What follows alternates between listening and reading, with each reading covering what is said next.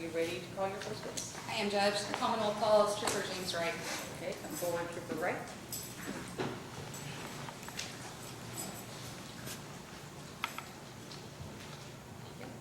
Do you swear or affirm to tell the truth, the whole truth, and nothing but the truth? Yes, ma'am.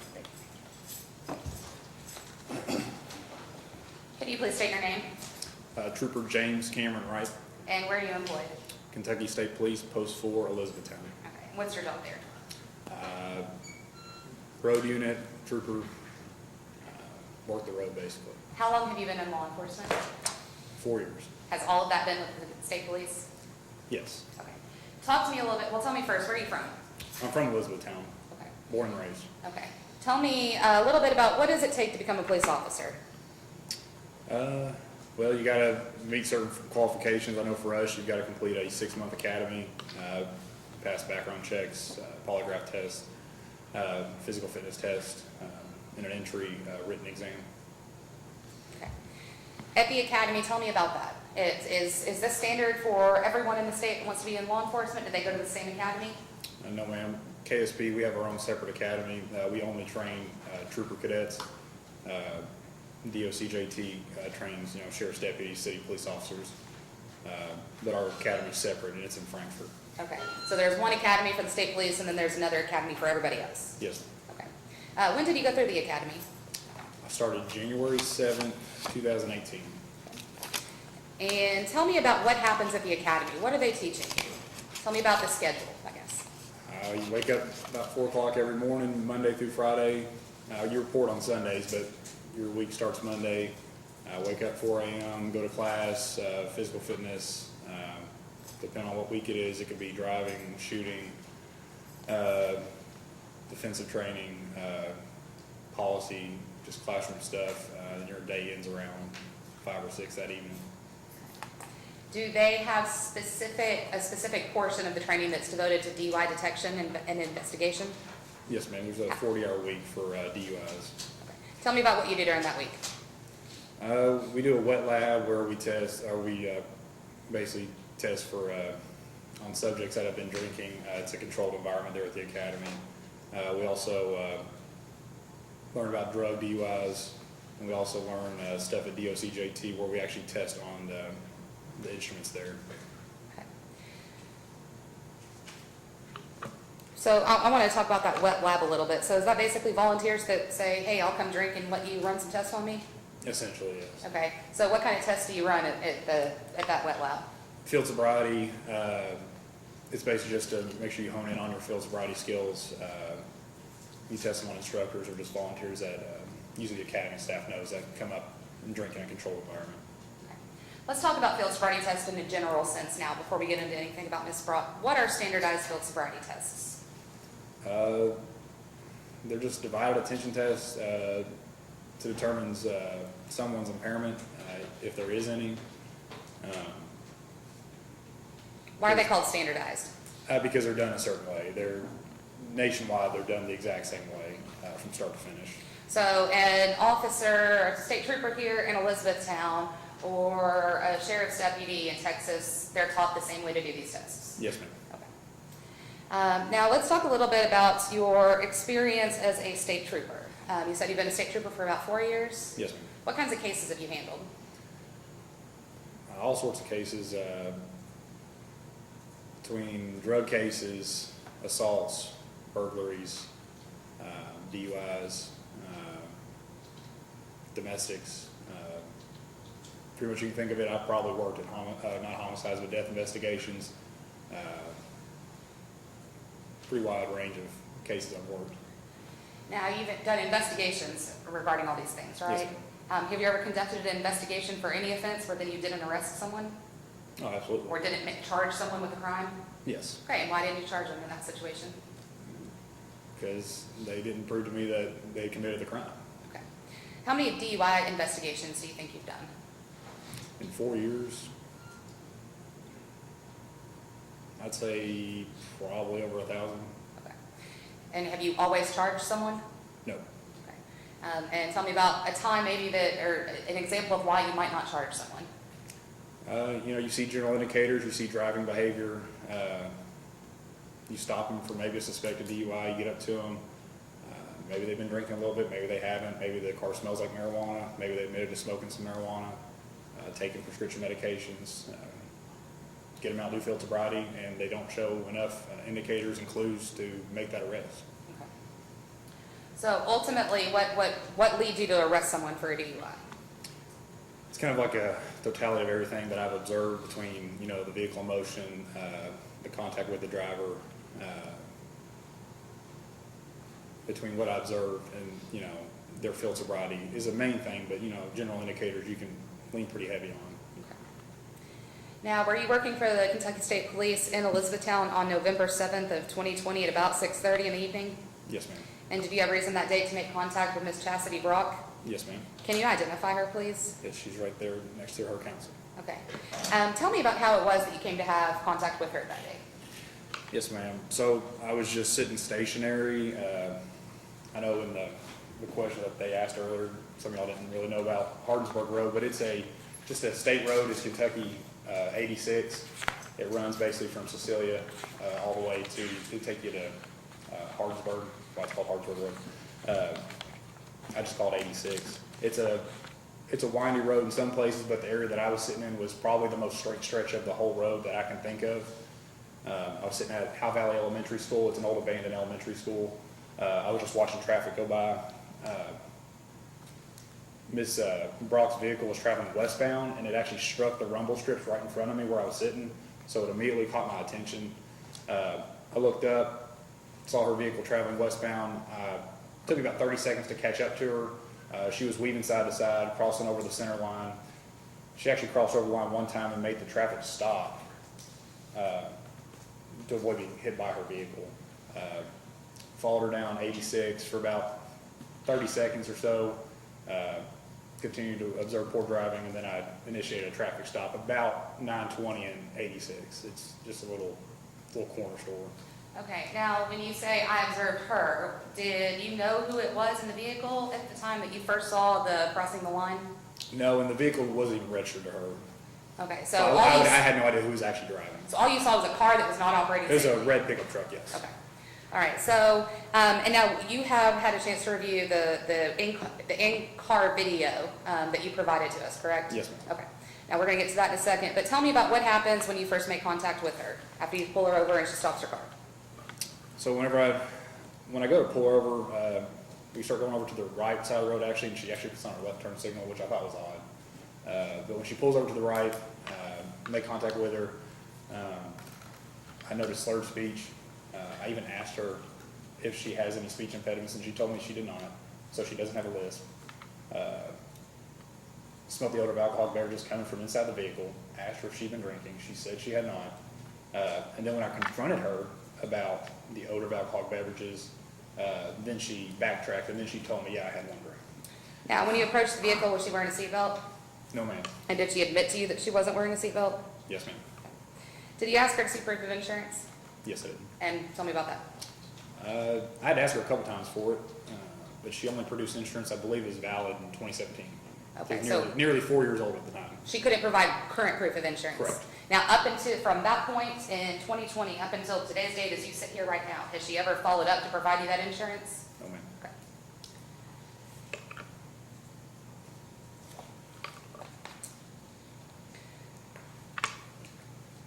Okay, so let's talk about everything else that happens at this point. You've asked her for insurance. She said she wasn't wearing a seatbelt. You asked her if she had a speech impediment. What other conversations did you have prior to you asking her to step out of the vehicle?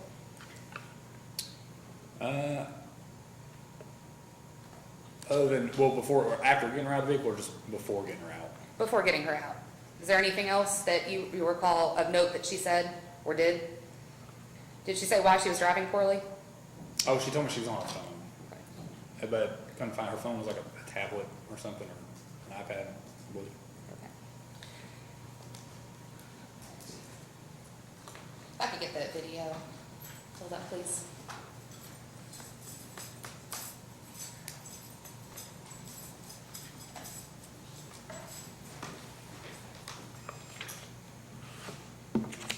I think it's a lot easier to go through a little bit of testimony and a little bit of video than rather a lot of testimony than watching a lot of video. I think it helps all of us pay attention. So we're going to, sorry, let me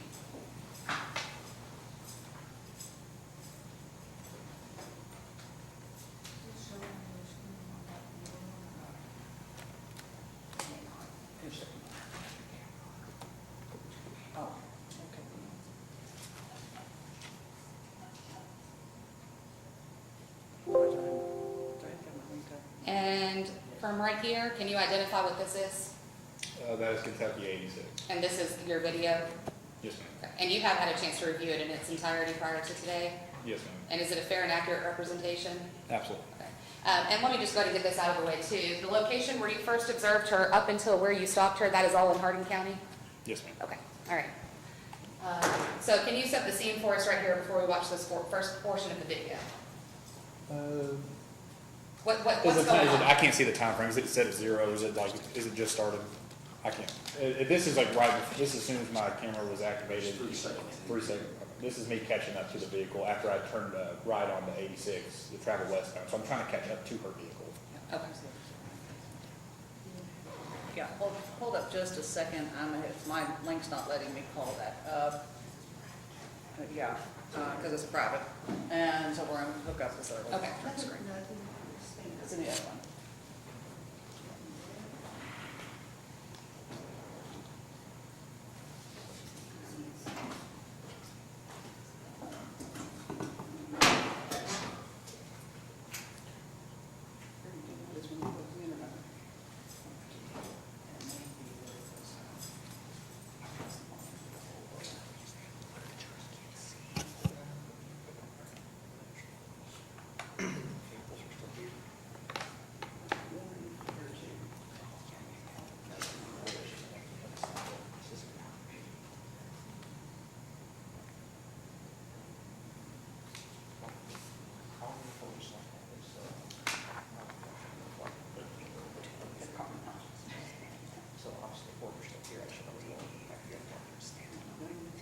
That's okay. I can probably see it. As long as they're here. I got that, Rachel. No, I put this monitor up, Okay. so she can see it too.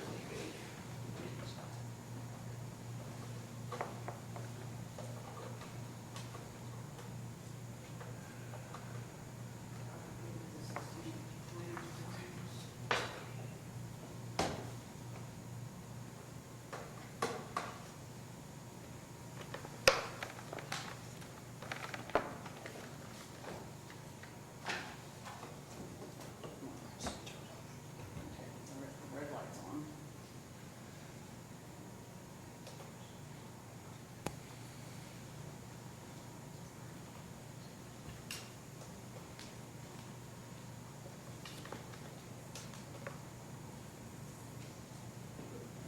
Okay, got it? Yep.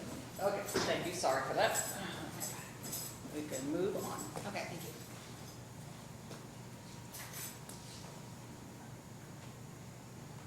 And I guess before you come up, is the car that you're gonna come up behind, is that Miss Brock? The very first car I come in contact with westbound is Miss Brock's truck. And westbound is the direction that you're also traveling? Yes, ma'am.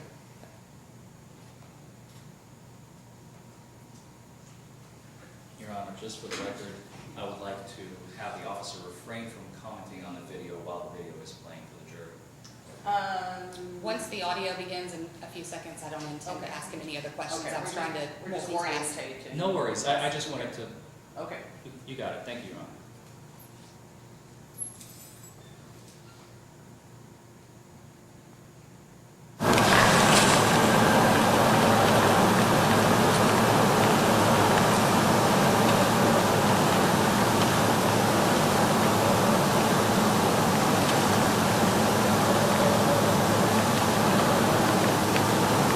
Detail 518 1061.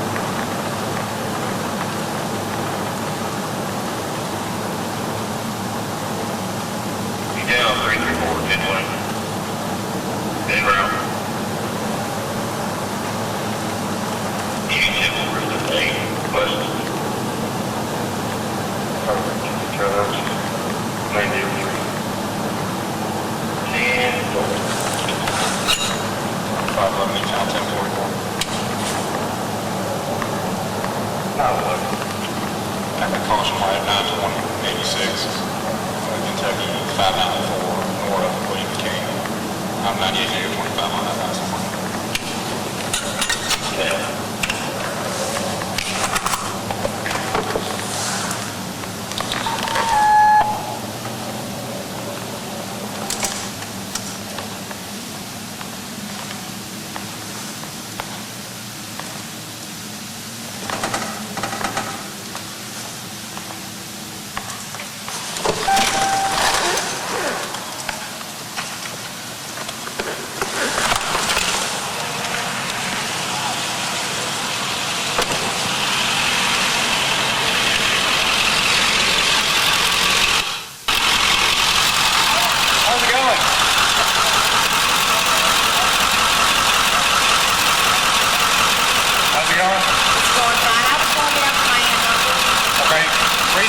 is because you're swerving very badly. I'm sorry, sir.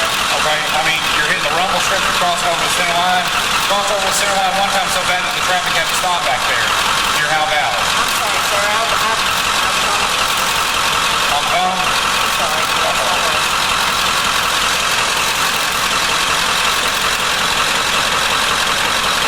Get your insurance and your registration.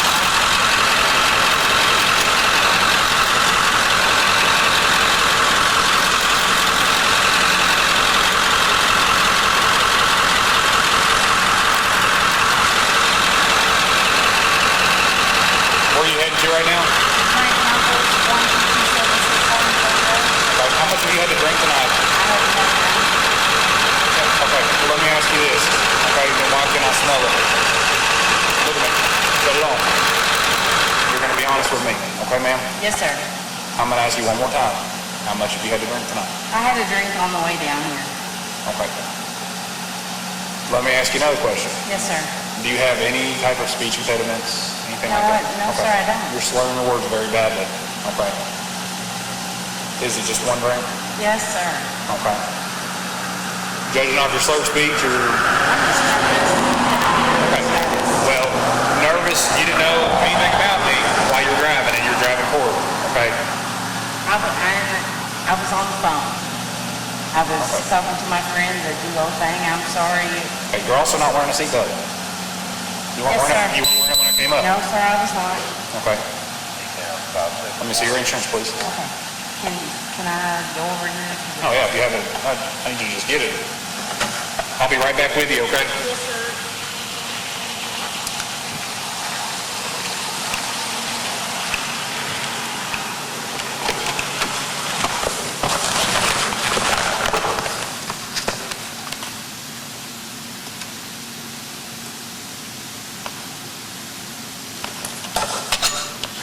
Follow me.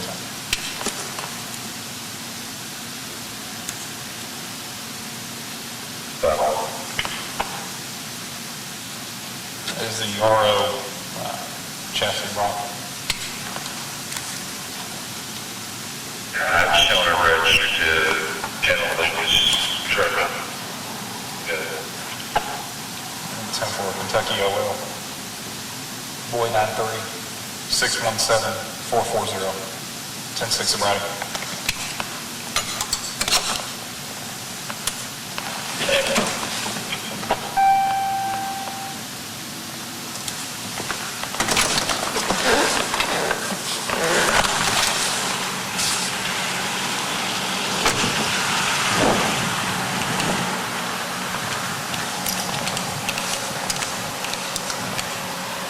Yes, sir.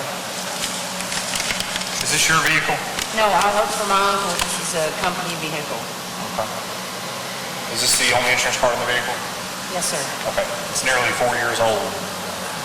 Well, 2017. I mean, I know it's insured. I mean, I don't know. okay, what can I do? You can give me a proof of insurance. I mean, I promise it's insured. I mean, Okay. Listen, I'm not trying to be rude. I keep taking promises, okay? okay, what can I do? I just told you, ma'am, I need you to provide proof of insurance.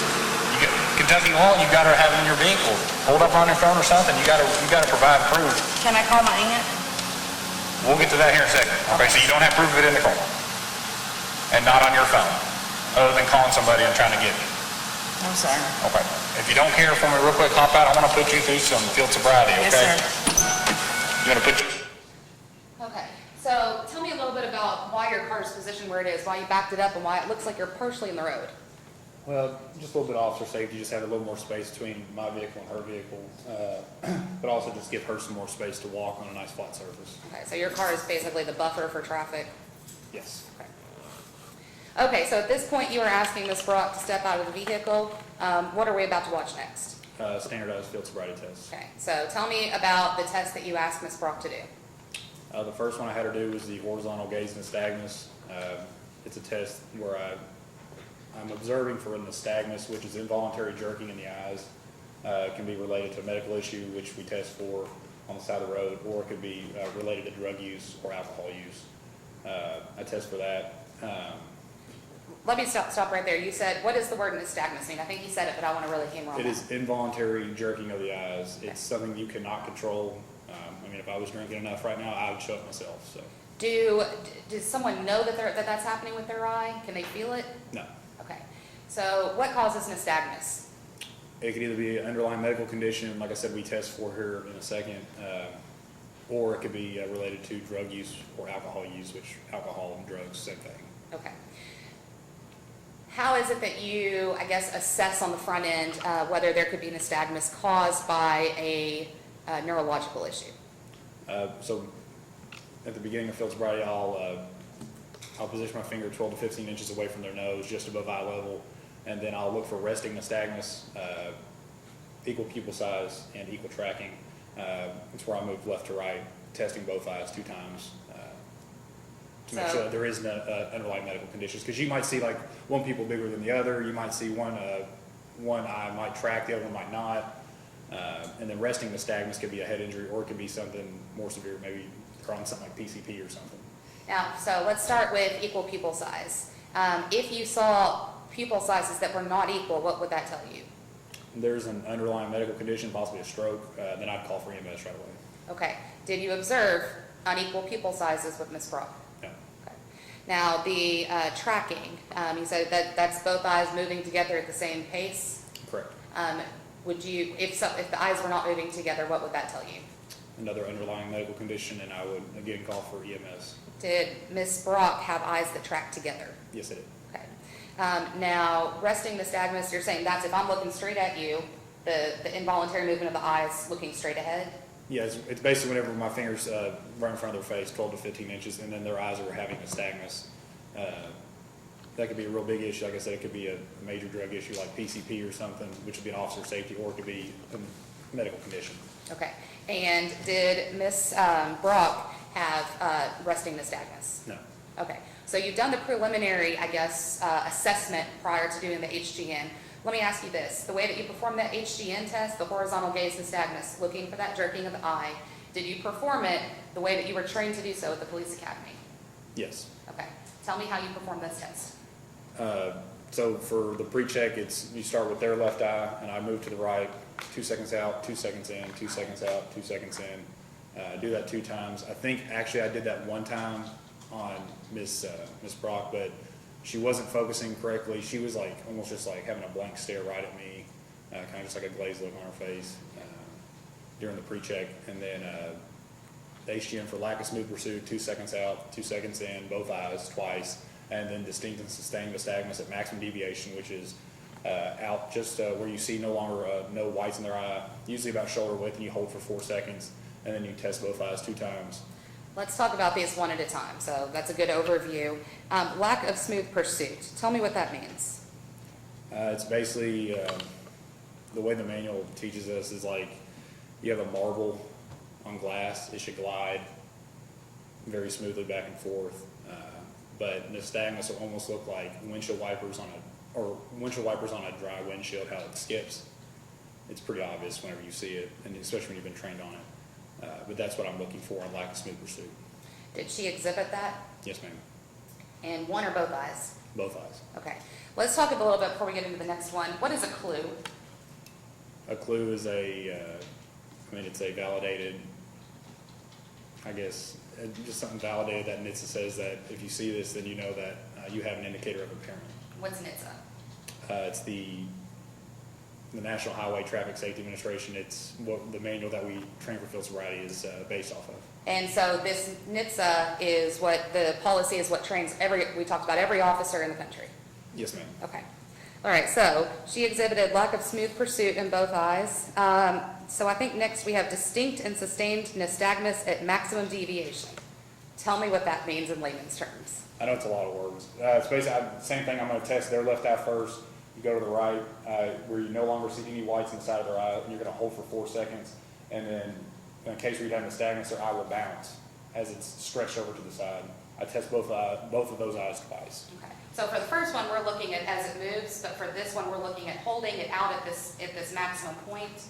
Usually, it's a good point of reference is the shoulder, but everybody's different. Some people have less broad shoulders, some people have more broad shoulders, but it's usually when you no longer see the whites inside of their eye. Okay.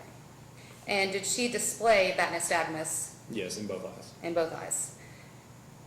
And finally, the onset prior to 45 degrees. Tell us what that means in layman's terms. So 45 degrees would be roughly your shoulders, to where you move out slowly until you get to that shoulder position. And then if you observe nystagmus prior to getting to that 45 degrees, you hold it and then where it's distinct and sustained. And it's, if you see it, then it's, you know you got it, basically. Why do you test both at that maximum deviation and at 45 degrees? It's just two different, I guess it's just two different positions of the eye that nystagmus would appear in different forms. Are you trained about any levels of impairment between those two? If I see those clues, yes, if you observe those clues, then you know that you have, if you have at least 4 of those clues, then you know you have a BAC of 0.08 or greater. So based on your training, they tell you can almost guesstimate how much alcohol is in someone's system based on how they perform on these? I'll just subject to speculation here. He responded based on his training. Yes, overall. Thank you, Judge. Thank you, Judge. That's according to the manual. Right, okay, so that's what they taught you. Yes, ma'am. How many clues are possible to be observed on the HGN test? 6. And how many clues out of those 6 did Ms. Brock exhibit to you? A maximum 6 out of 6 clues. Okay, so every one of the clues possible she exhibited. Yes, ma'am. Okay. Tell me about the other eye test that you performed on Ms. Brock on this video. I did the vertical gaze nystagmus. I did not list that in the citation, just a human error, I'm guessing. But it's where you test, you go basically from eye level and 12 to 15 inches out, and you're going to have the eye stretched to the top. And if you see nystagmus at that point, the eye will bounce at the top. If you see nystagmus there, then that's usually for that user, for that specific user, it's usually a high amount of the drug. So. And when we say drug, is alcohol a drug? Alcohol, yes. Is alcohol a drug? Yes, ma'am. It's a central nervous system depressant. Okay. Now, did she exhibit vertical gaze nystagmus? I couldn't tell. I didn't list it in the citation. It's been so long. I couldn't tell you. Fair enough. What is lack of convergence? It's an advanced. It's called a-ride for lack of better terms, but it's advanced roadside impaired driving enforcement. It's not something basic they teach at the academy. You have to take an extra course outside of the academy.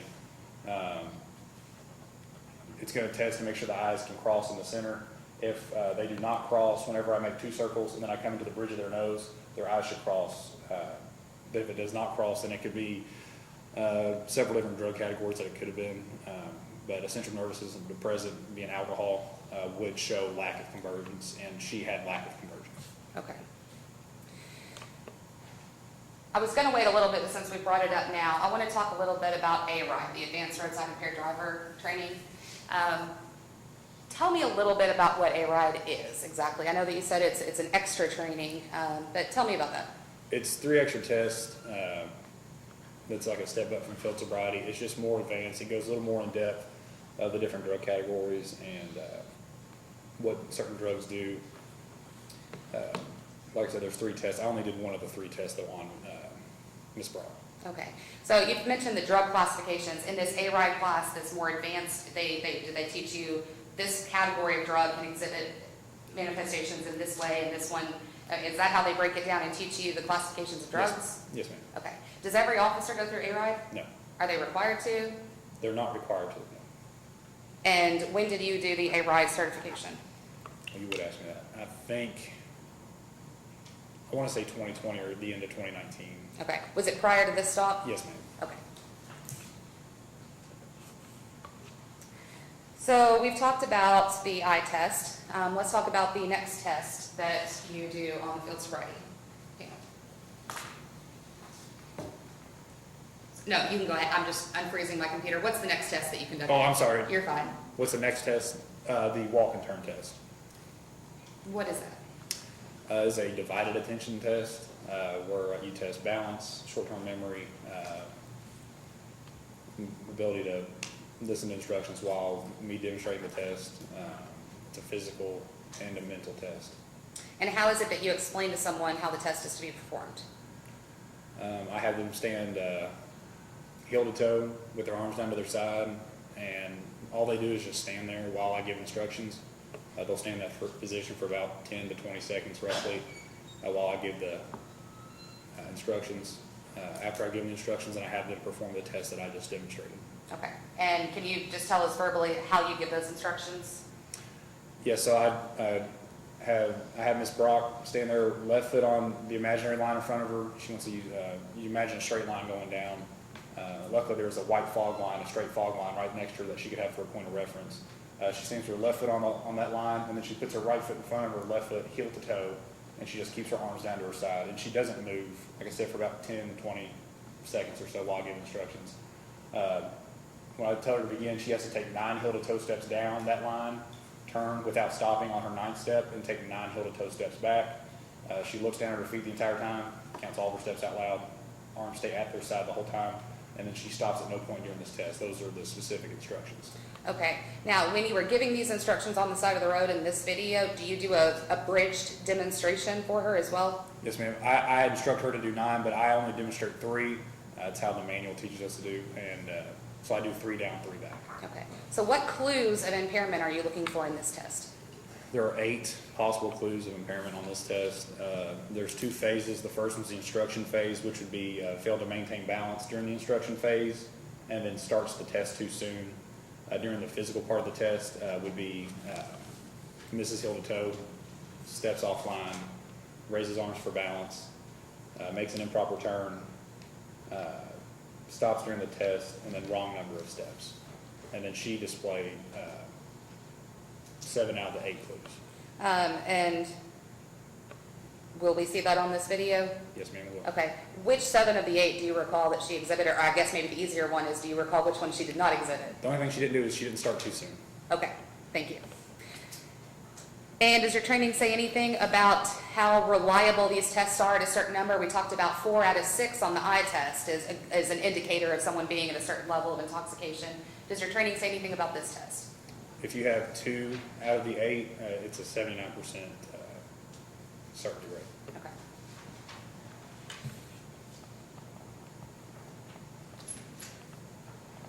Okay. And what is the final test that you asked her to perform? The 1-leg stand. Tell me about that test. So much like the walk and turn, it's a divided attention test. They stand there with their feet together, arms down to their side while I give instructions. That's again testing their balance and ability to multitask. She stands there while I give instructions. The instructions are to raise either foot of her choosing off the ground 6 inches. They keep their foot 6 inches approximately off the ground with their foot parallel to the ground, legs straight and arms at their side. And all they do is look down at their foot that's raised off the ground and count by 1,000s until I tell them to stop, which is 30 seconds. And I time it on my watch. During that test, she put her foot down, used arms for balance, and swayed. Okay. How many clues are possible on that test? 4. And how many did she exhibit? 3 out of the 4. And what indication of reliability does your training give you on that? 83%.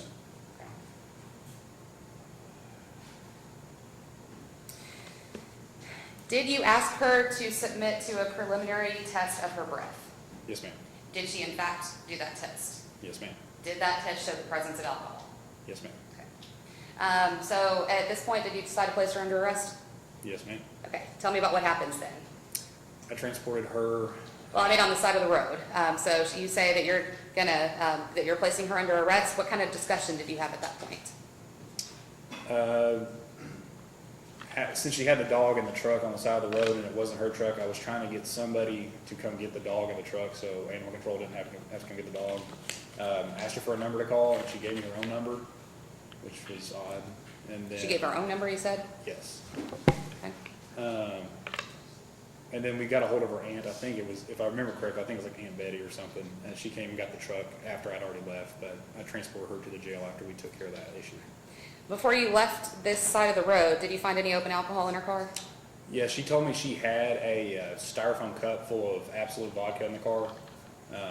There was a dog in the vehicle, and the dog wouldn't listen to any of my commands, so I didn't really want to feel comfortable getting in the car to search for the cup.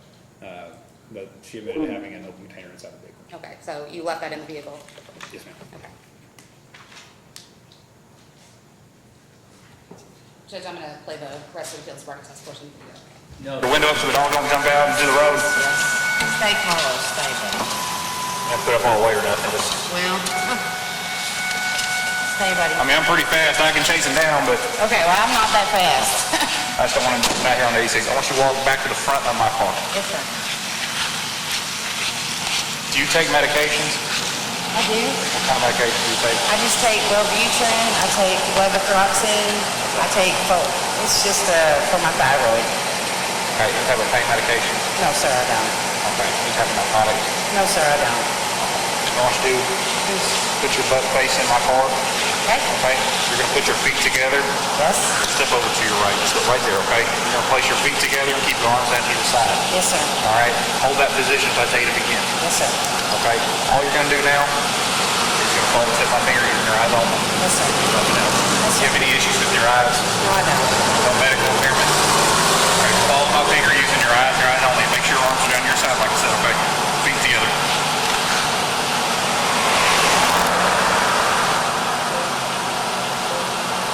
Don't move my head. Right. Okay.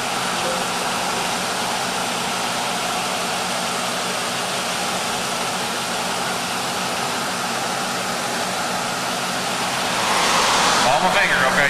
Yes, sir, You're looking back at me. Don't look at me. Yes, Okay, sir. my finger is most important. Follow my finger.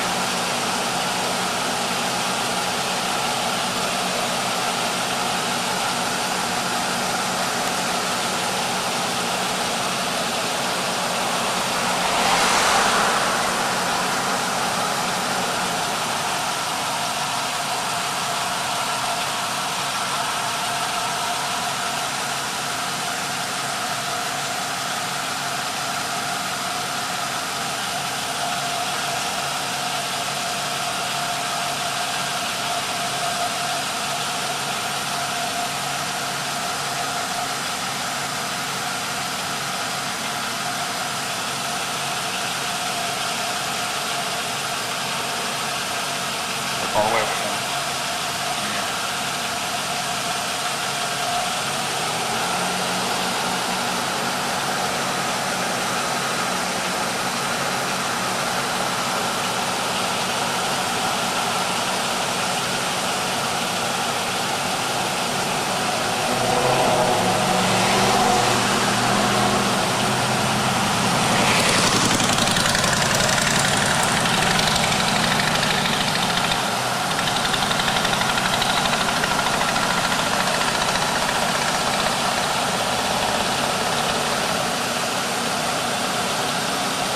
Make sure you open your eyes just normal, not super wide, but you open them up where I can observe your eyes. Yes, sir.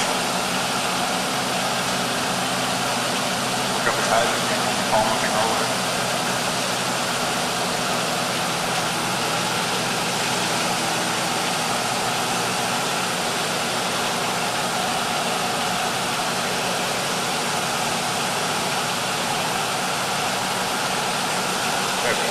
What I want you to do is, you want to do this barefoot or you want to do this?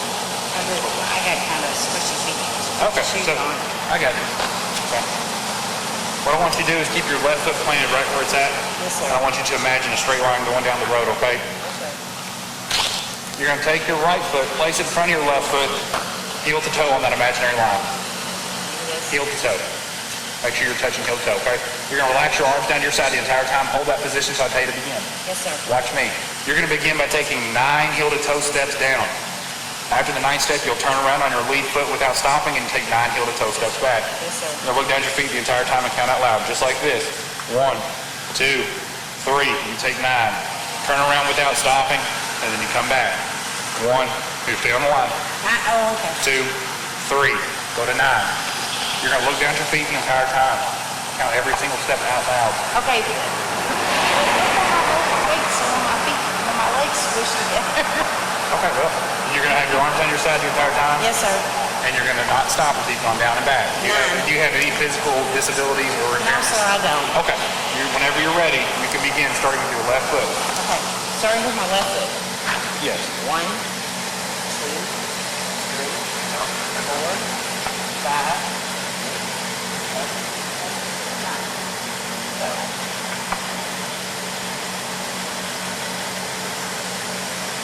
tell you to do next. Come back Correct. with my left foot. As I instruct you, I also told you not to stop, okay? Okay, 1, 2, 3, 4, 5, 6, 7, 8, 9. Sir, I'm just nervous. Okay, that's fine. I am. And like I said, Feet together, arms to your side. Yes, okay? sir. Hold that position. Don't move if I tell you to begin. Yes, sir. When I tell you to start, you're going to pick up either your left or your right foot up off the ground 6 inches. Okay. Right? When your foot is 6 inches off the ground, it remains parallel to the ground just like this. Yes, sir. Okay, your foot is flat, toe pointed forward, and you're going to look at your raised toe and count by 1,000 until I tell you to stop. Your arms remain relaxed down your side the entire time, and both legs stay straight regardless of which one you pick up. Yes. It's going to look like this, okay? Yes. Either foot, you're going to count 1,001, 1,002, 1,003, 1,004, 1,005, and so on until I tell you to stop. See how my legs are straight? Yes, sir. Flat foot, toe pointed forward. You Yes, sir. understand? Yes, sir. Any physical disabilities that would keep you from performing? No, sir. Okay. Ma'am, whenever you're ready, you can begin. Okay. Arms to your side. 1,001, 1,002. Look at your feet. 1,003, 1,004. Don't lean on my car. I'm sorry. Here, take a step forward. Yes, sir. Go ahead. 1,000. Start from the beginning. Yes, ma'am. Okay. Ready? Yes, ma'am. 1,001, 1,002, 1,003, 1,004, 1,005, 1,006, 1,007, 1,008. Stop.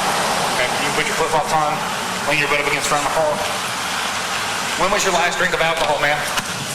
Be honest with me, because I'm going to search your car too, so if I know there's anything open in there. Yes, it was the town. Like you were drinking somewhere? At my home. Oh, at your, okay, that's what I was getting at. So When you're I at, came here, my aunt made, I'm just not gonna lie. okay. So how many did you have? I'm not gonna lie. My aunt made chili and I came here to get it. Okay, that didn't answer my question. How many drinks did you have? Just the one drink. Just the one drink of what? It was absolute. Okay, how big was it? I mean, there's the styrofoam cup in there. You're sipping on it driving down the road? It was made before, well, I was talking on the phone is the problem. Okay. Well, I also watched how you were driving, okay? And I've seen people on the phone talking, you know. Well, I didn't, it's I not mean, you an crossed over the line so bad that you made traffic stop on the left side road. It's an iPad. And you also, when I was sitting down at Howe Valley Elementary School, you crossed over into the rumble strips, and that's what caught my attention in the first place, because I looked up and you were on the rumble strip. It's an iPad. It doesn't go to my ear. Okay. It doesn't matter. It's called distracted driving. I know. Okay. You ever used one of these before? No, I haven't. All you're gonna do is place your lips on the straw. Make a good seal, okay? Don't place your teeth on or nothing. All you're gonna do is take a big deep breath before placing your lips on here. Give you a nice steady stream of air. Okay? You're gonna blow for about 5 seconds. Okay? If I say to blow harder, you need to blow harder. Yes. Okay? Yes. Big deep breath. Place your lips on the straw. Blow. Blow harder. Blow, blow, blow, blow, blow, blow, blow, blow, blow, blow, blow, blow, blow, blow, blow, blow, blow, blow, blow, blow. Stop.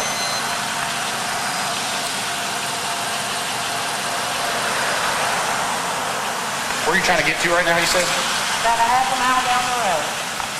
Sir, please just let me get some in. Okay.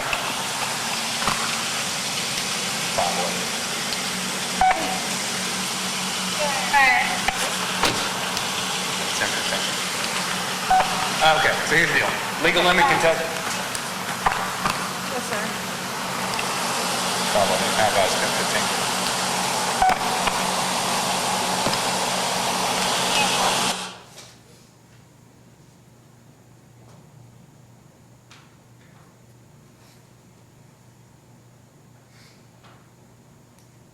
Out here for about 10, 15 minutes, and I mean, just standing out here next to you, I can still smell this odor of alcohol beverages coming off you. It's strong.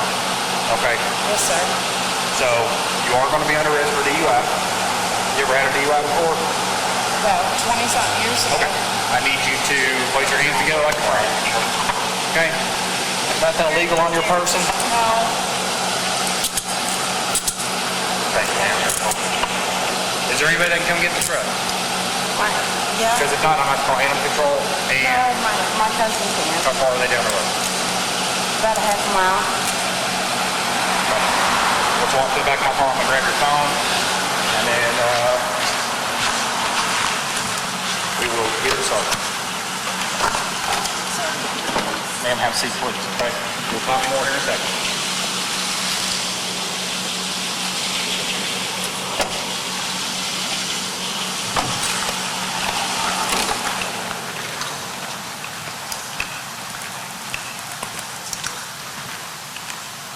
Carlos.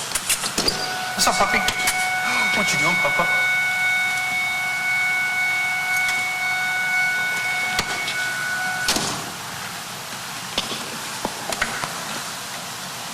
Now get back. Get back. Get back. Get back. Get back. Here, get back. Get back. Get back. Get back.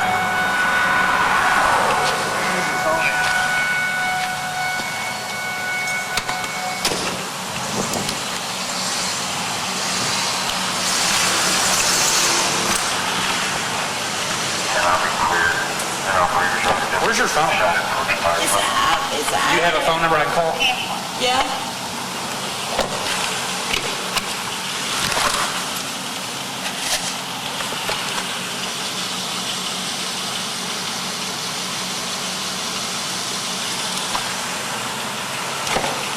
What's the number? 270-277-2624. Their name? No, that's on my iPad. Who's the name? What's the name that I'm calling right now? You asked about my iPad. I asked what a number is I can call. 270-862-4938. Hold on. 270-862. Who's this I'm calling? My aunt, Aunt what? Betty. Sir, please.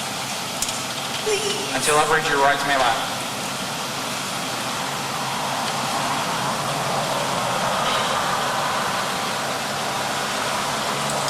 270-862. It's not accepting long calls. I got it. 270. 862-4938. What's your name? Chastity.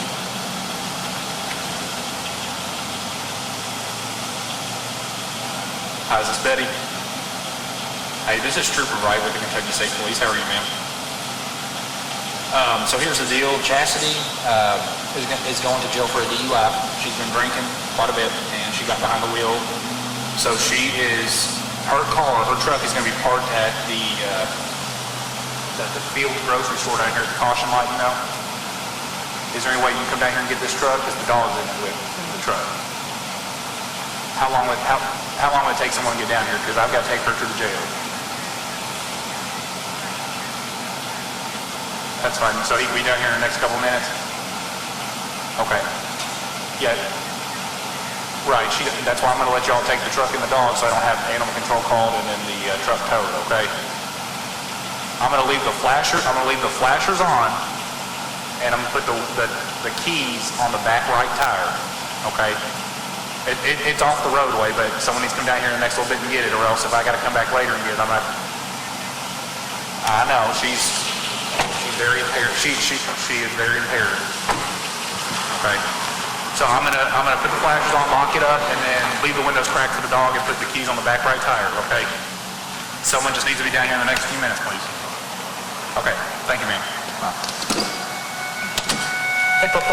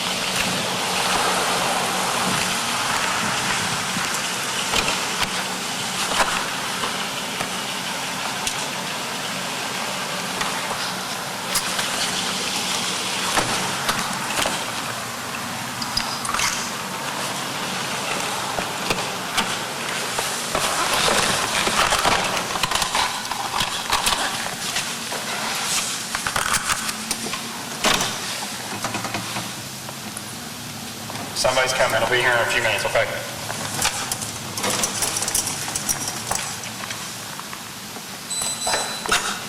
Fine, let me come.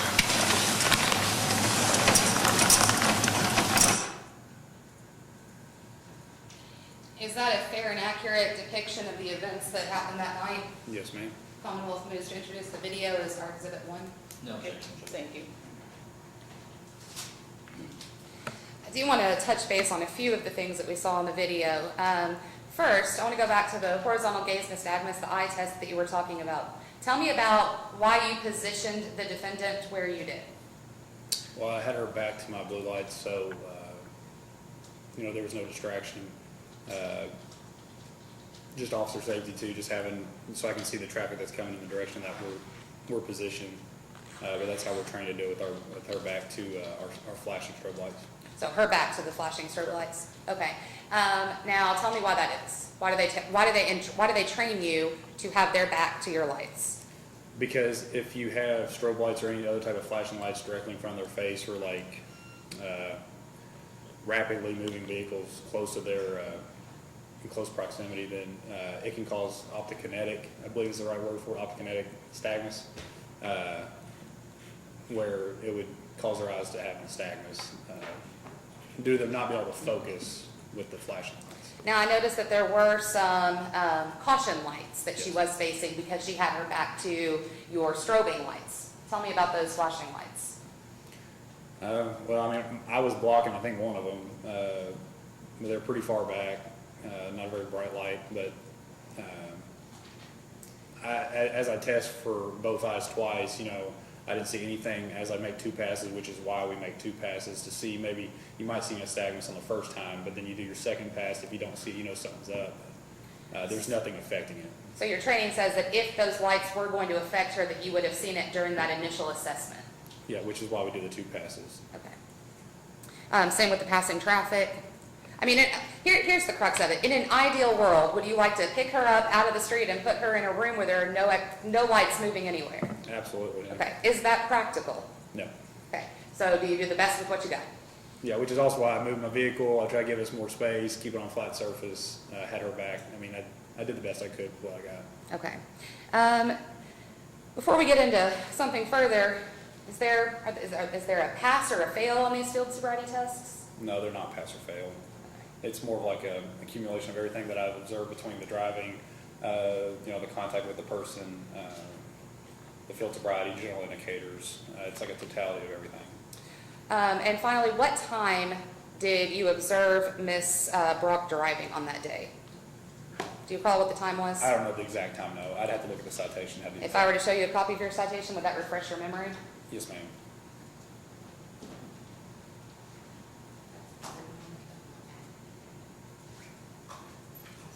Yeah, no objection. May I first witness? All right, I'm going to ask you to take a look at this, and then I'm going to take it back before you answer. So if you could just note what time your interaction was and what time your arrest was. Yes. Okay, can you tell me what time your interaction with her was? 6:33 p.m. And what time did you place her under arrest? 6:45 p.m.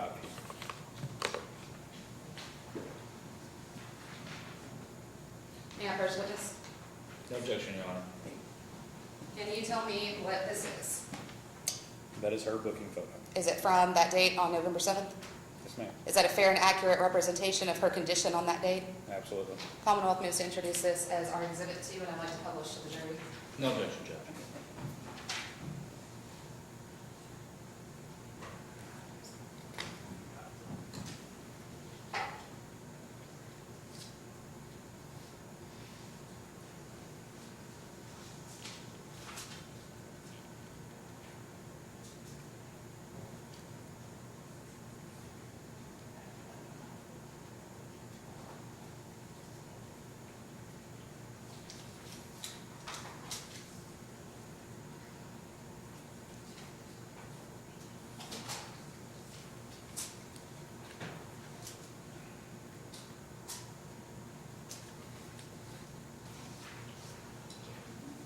May I first, the jury box? Yes.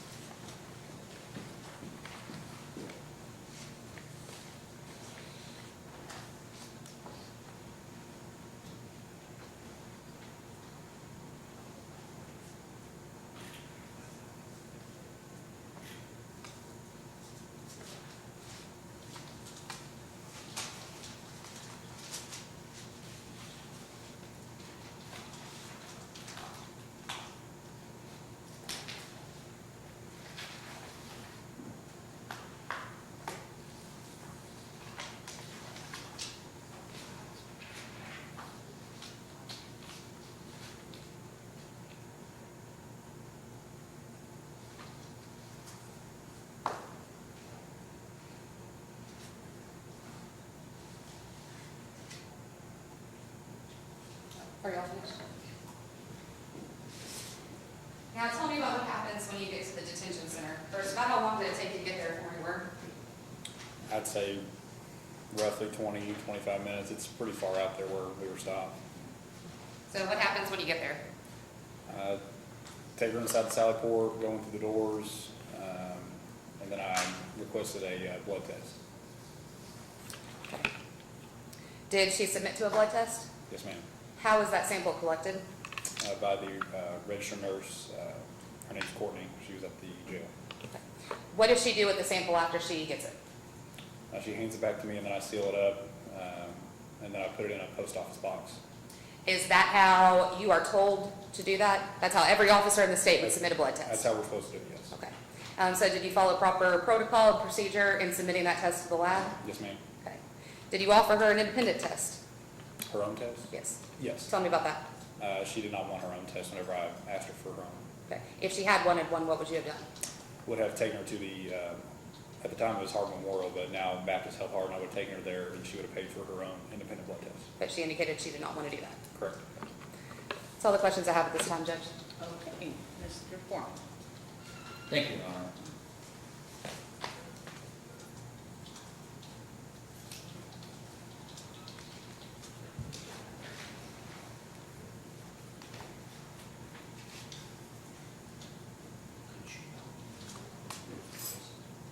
I'm sorry, can we take my computer now off of that so that I can use it for other things off of the screen? Thank you.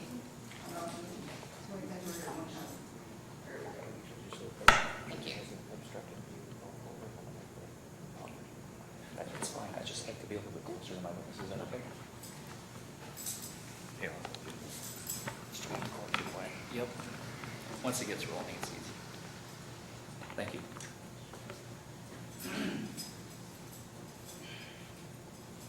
Trooper Wright, good afternoon. Good afternoon, sir.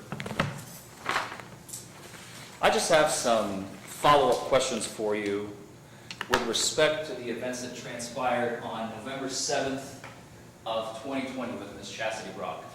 Okay? Yes, sir. All right.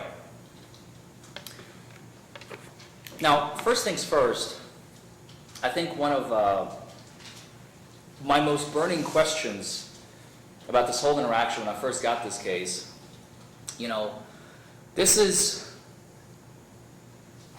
7.5, give or take, months since the start of the pandemic, correct?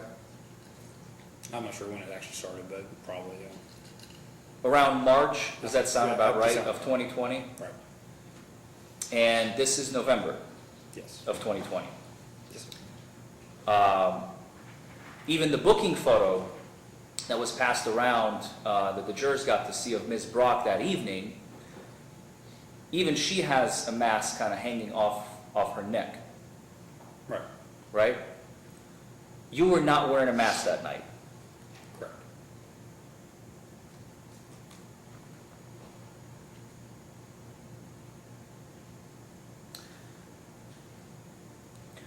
I know it's kind of hard to imagine it being August 31st in 2022, today, in the tail ends of summer, but on November 7th, it was pretty cold that night, was it not?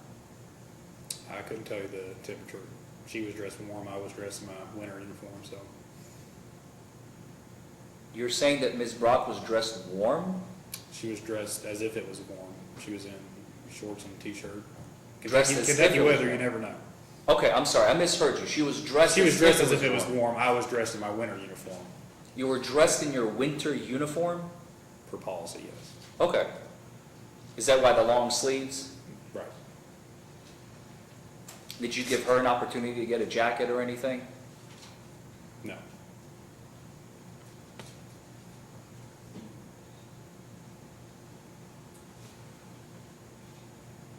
There was a lot of discussion during your direct examination about standardized field sobriety testing, right? Yes. And you talked about how important it is to follow the training promulgated by what we like to call in the profession NHTSA, but it actually stands for, it's the NHTSA, the National Highway Traffic and Safety Administration, right? Yes, sir. There's a book, a very, very thick one of all the, you remember that book? I do, yes. You had to go through that book and then another book when you went through A-RIDE, the Advanced Roadside Impairment Detection Enforcement, right? Correct. So you kind of revisit that training, right?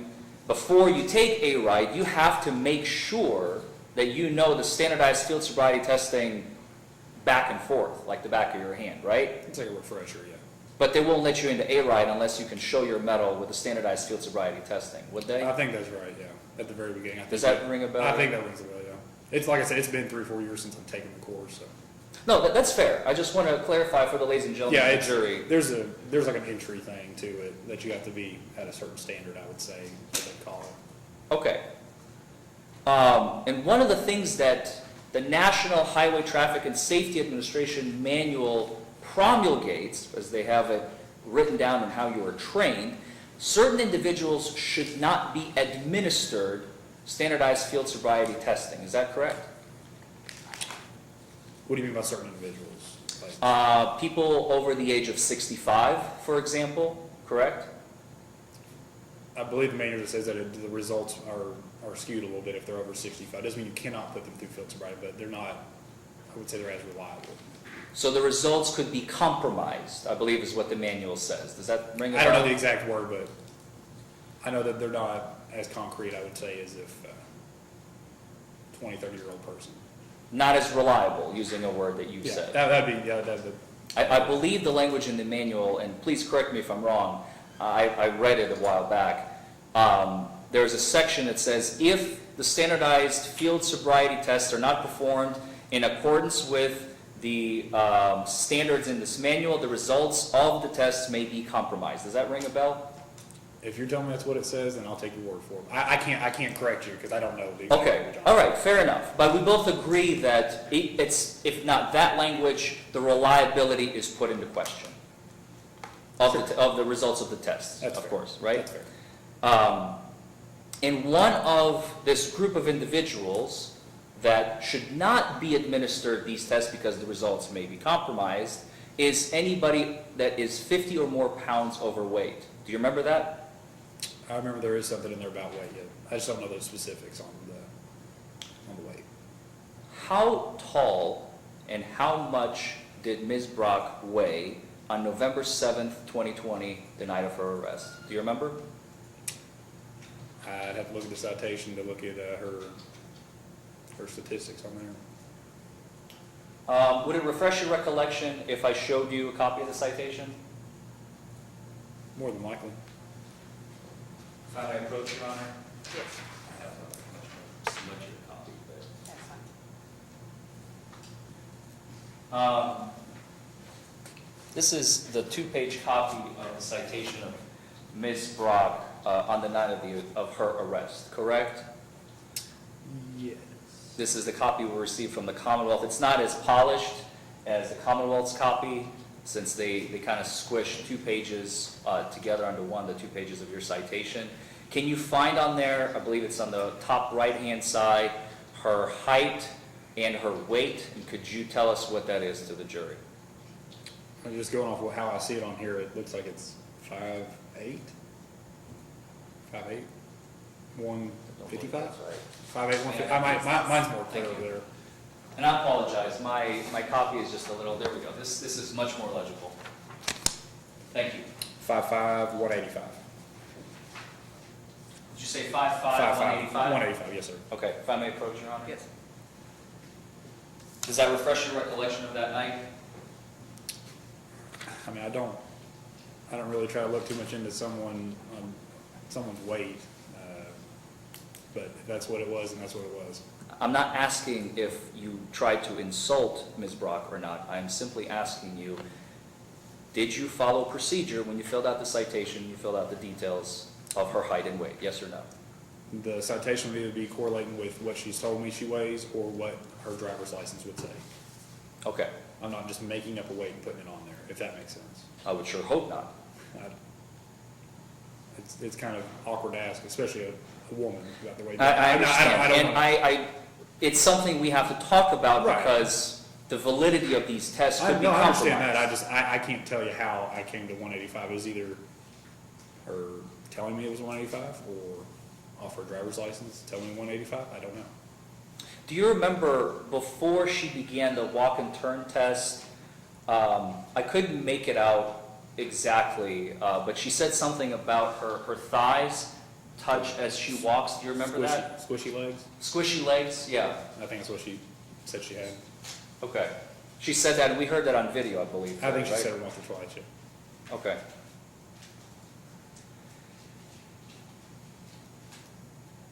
Now let's back up a little bit.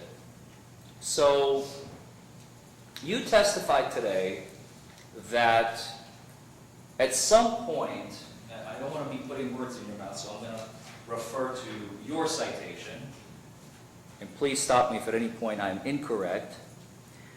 You said that you observed Ms. Brock at some point, I'm trying to find it here.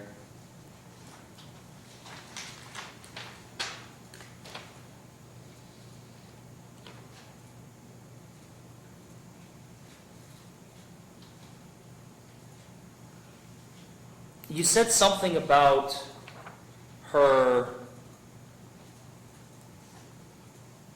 causing oncoming traffic to stop in the middle of the road. Yes. Where was that on video? I don't know if the video captured it or not, but the traffic that was coming initially after I pulled out on her was the traffic that had to slow down to a stop. So your video camera did not capture that incident, correct? I guess correct, yeah. Did you watch the same video that we did today in the You courtroom? can't see them stop, no, but that's my testimony that that's what happened. Okay.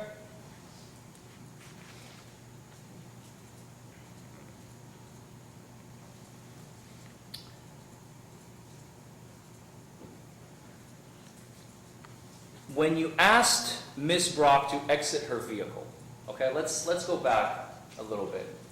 After you stopped her, you asked her out of the vehicle, correct? Yes, sir.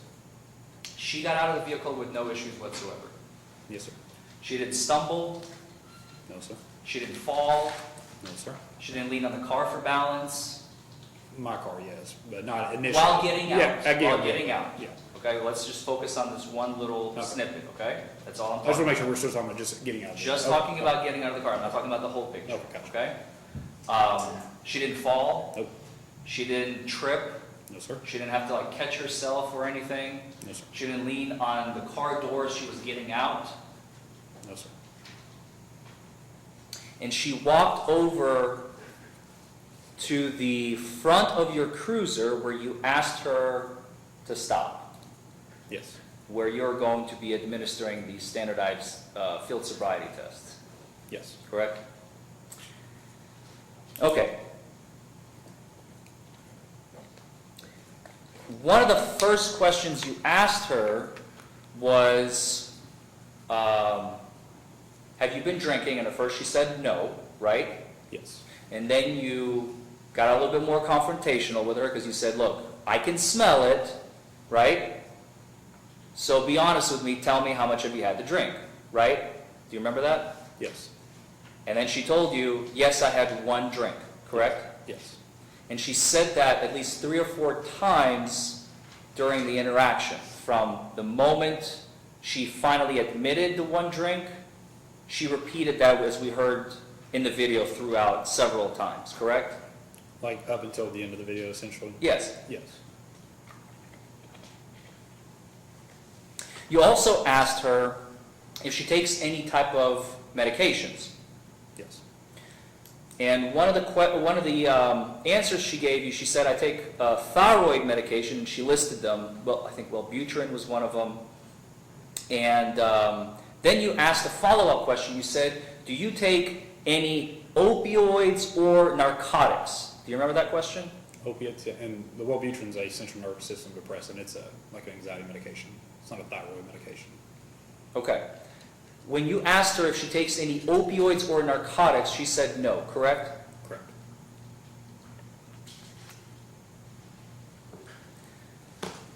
after you administered the standardized field sobriety tests and she was placed under arrest, there is a moment where you ask her to give you the phone number of her aunt. Do you remember that? Yes. And she recites it to you from memory. Well, she gave me her number first. Then she gave me a number. First, she gave you her number because Yes. she wasn't sure what you were asking, right? I don't know what she was thinking. Fair enough. And then she gave you her aunt's number, Yes, and Betty. with whom you spoke to on the phone. Yes.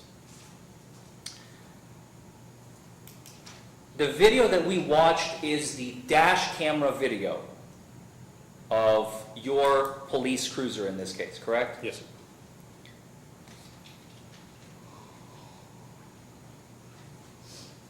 You do not wear a body camera. We do not have body cameras, so no, I do not. You did not wear a body camera that night. Kentucky State Police does not have body cameras. I have like an audio pack that goes on my belt, which is why you can hear me outside the car. But we have no dash cam or body cameras. Does that make sense?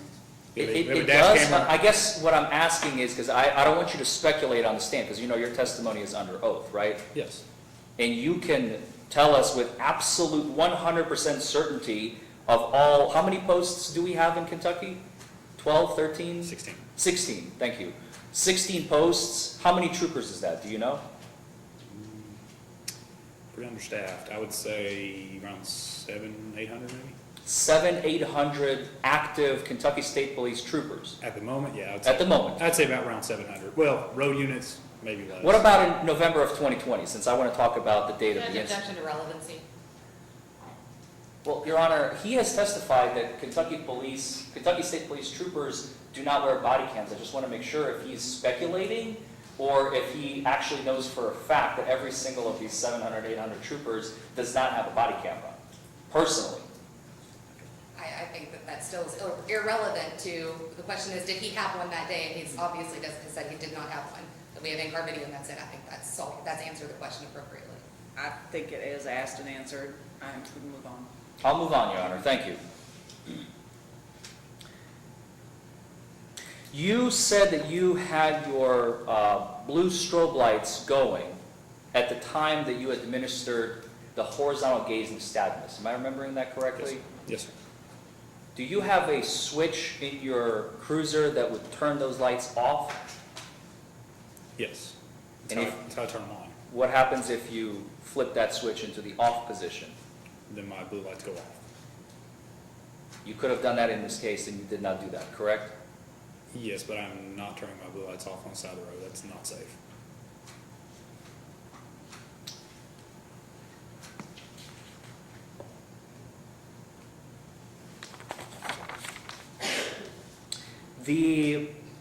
Let's talk about the post-arrest arrival at the jail, okay?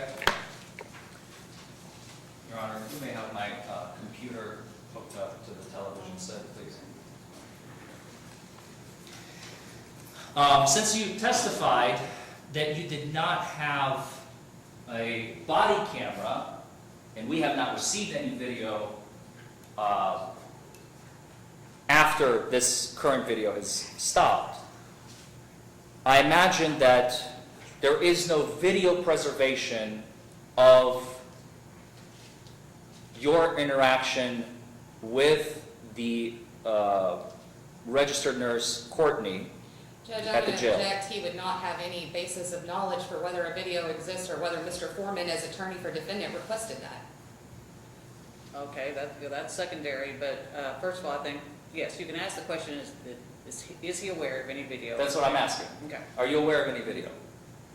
I don't know if the jail has video. Okay. Were you present in the room when Ms. Brock's blood was drawn from her vein? With 100% certainty, I can't tell you if I was or not. 99 times out of 100, I am. But in This case. I couldn't tell you with 100% certainty. No, So you don't remember? I don't recall that. You don't recall whether or not you were present when Ms. Brock's blood was taken? Correct. Did you bring the blood kit to the jail nurse? Yes. Or did she have a kit of her own? No, we supply the blood kits. I keep them in the trunk, and that's just where I get them from, my trunk, and I take them inside. And there are portions on this blood kit, since it's being used for official government purposes, right? And there are certain lines that you fill out. Does this look familiar, officer? Or, excuse me, Trooper Wright? Can I move over there? Yeah, please, if you would, come on up so you can read it. Can you all see this? I know it's a little small. Yes. Does that, do you recognize, is this your handwriting? This is. This is your handwriting on the left in the black pen? Anything black, yes. Anything That black. that one's on. That one's not you, this is you. Yeah, right here. And right here, Yes. what's JW? James Wright. James Wright, that's your name. I go by camera, so that's what that's using. I know the answer to the question, I Oh, just need okay. to build a record. And 511 is your unit, correct? Okay, if you would stay there, officer, if you don't mind, because I want to scroll down a little bit. I wanted to ascertain the top of it because it doesn't all fit on one screen. So you see where it says date blood was drawn. I marked it in red. Do you see that? Yes. What does that say? 11/7/2020. And what is the time? 1920. That's military time. 7/7/20. 7:20. Approximately 50 or so minutes after the arrest, give or take. After I called that I was under arrest, yeah. We have the date of the incident at the top, right, November 7th of 2020 at 6:33. The county is Hardin. Again, we have the investigating officer, department, which is Kentucky State Police, the facility where it was drawn, HCDC, what does that stand for? Hardin County Detention Center. The jail. Yes. Drawn by Courtney. Yes. Case, or this is the citation number for this particular citation that you drafted in this case, right? You did not write that, so I'm not going to ask you a question about it. We have some information redacted here for privacy purposes. And then you have to check the appropriate blocks, right? Yes, sir. What are you testing for? Alcohol and drug screens specified, Yes. right? And then we have something called a chain of possession, Yes. and that is completely blank. Yes. You can have a seat, officer.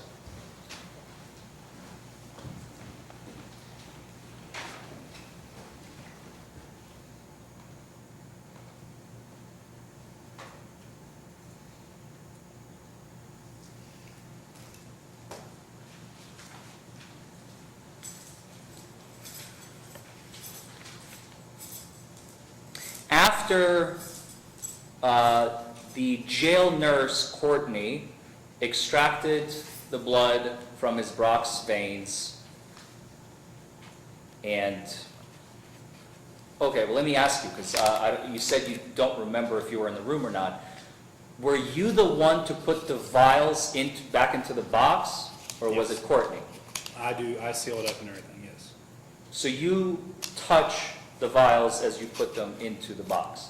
No, the nurse usually lays them in the styrofoam container, and then I just put the lid on top and then seal it and then put it in the bag. Okay. I try not to touch the vials just because usually there's blood or some type of cleaning solution or something on there. Okay. After you seal it, is there special tape that goes over to make sure that the package doesn't open in transit? Yes, where I put JW 511, that seals on both sides and it keeps it from opening up. And then you drop it in the mailbox? Yes, sir.